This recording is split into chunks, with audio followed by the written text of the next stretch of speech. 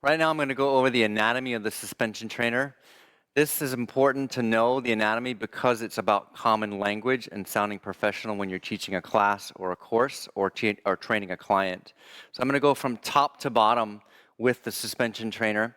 The first thing I'm going to focus on is called your anchor point, and the anchor point is what we want to focus on when you're maneuvering the body into position. So for instance, I'm standing facing my anchor point.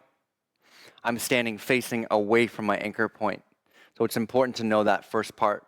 This yellow section right here is your suspension anchor. It allows you to anchor your suspension trainer. In this case, it's on the S frame.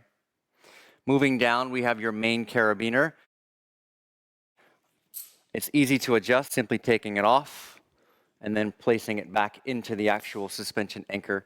This one will actually lock. Moving down the actual suspension trainer, you have your equalizer loop, and we'll talk about how to anchor this correctly later, but this equalizer loop should be 6 feet from the floor. This is your main strap. It is 12 feet long, 6 feet on each side. That's extra information, but I do like to share that.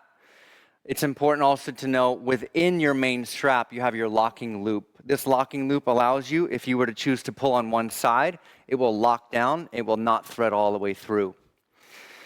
Moving down the strap, you can see the gray to black slice. I really love this because it just gives you a really focused area to understanding where mid-length is on your strap. So that would signify mid-length, where my thumb and index finger are. Moving down once again, you have your adjustment tabs. These allow you to adjust the length of your strap depending on the movement that you're going to perform. And then we have your adjusters. You may have heard them called other things in the past, but for uniformity of language, we're going to call them adjusters.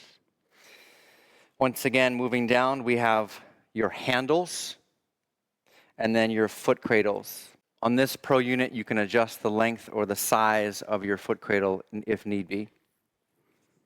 So that's the anatomy of the strap. It's important to know the anatomy of the strap so you sound professional and you can coach your clients whether you're teaching one-on-one or you're teaching a class.